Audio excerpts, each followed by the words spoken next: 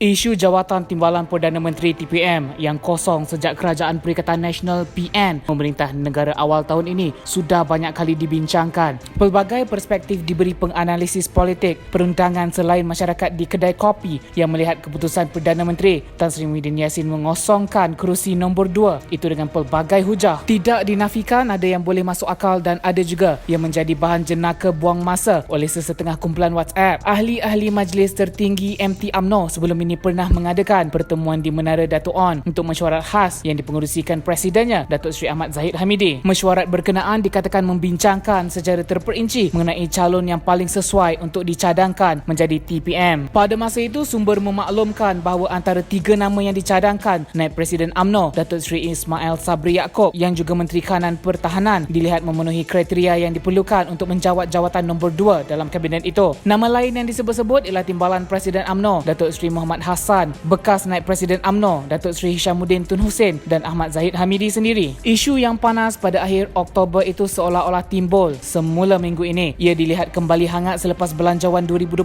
berjaya diluluskan di Parlimen baru-baru ini. Kenyataan tersebut semakin kuat diperkatakan apabila Ismail mengakui akan membangkitkan semula kedudukan jawatan TPM kepada Muhyiddin sebaik sahaja perbahasan pembentangan Belanjawan 2021 selesai di Dewan Rakyat. Ismail Sabri juga berkata isu jawatan TPM tidak pernah didiamkan kerana parti berkenaan merupakan pemilik kerusi terbesar dalam kerajaan ketika ini. Permintaan ahli parlimen BERA itu juga seolah-olah satu desakan kepada kerajaan PN untuk diserahkan jawatan itu kepada salah seorang pemimpin tertinggi UMNO dalam kadar segera. Walaupun Ismail Sabri jelas memberitahu jawatan TPM telah dipersetujui parti mengikut hierarki dengan mengutamakan 5 pemimpin teratas bermula Presiden, Timbalan Presiden dan selain 3 naib Presiden yang lain, mungkin muslihatnya tetap ada. Bagaimana tidak, Presiden UMNO diketahui umum berdepan 47 pertuduhan dengan 12 daripadanya membabitkan pecah amanah, 8 rasuah dan 27 pengubahan wang haram membabitkan puluhan juta ringgit dana milik Yayasan Akal Budi. Ia sekaligus seolah-olah menjadi bayangan penghalang untuk ahli Parlimen Bagan Datuk itu untuk menjawat jawatan TPM. Sementara Muhammad pula mungkin masih dikatakan mentah untuk mengemudi kerusi TPM kerana masih belum berpengalaman dalam pelbagai isu di peringkat negara. Sedar atau tidak, tumpuan akan diberi kepada Ismail sebagai calon yang mungkin layak dan dinaikkan ke jawatan berkenaan. Suara Ismail Sabri dalam isu TPM ini boleh takrifkan langkah peribadi yang sekaligus di luar pengetahuan Ahmad Zahid sendiri. Ia sekaligus pandangan yang melangkaui Presiden UMNO yang selama ini sudah mengajar ahli-ahli tentang istilah walak dan berdiri teguh di belakang pemimpin nombor 1 parti. Jelas tindakan itu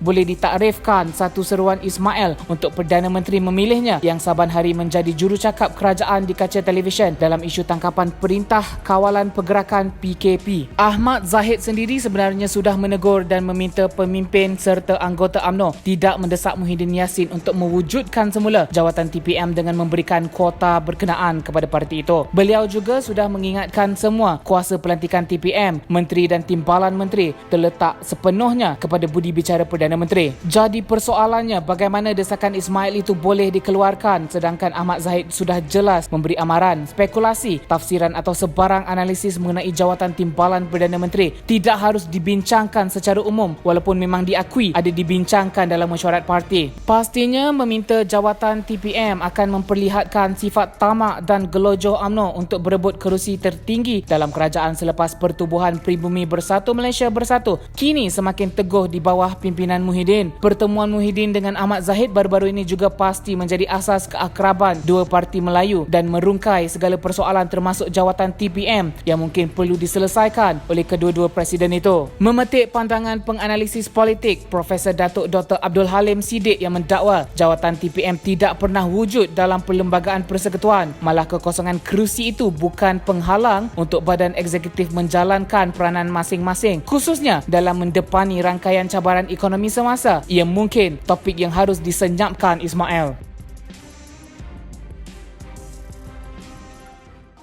Untuk info dan perkembangan politik yang lebih menarik, sila subscribe, share dan like di saluran TV One Channel.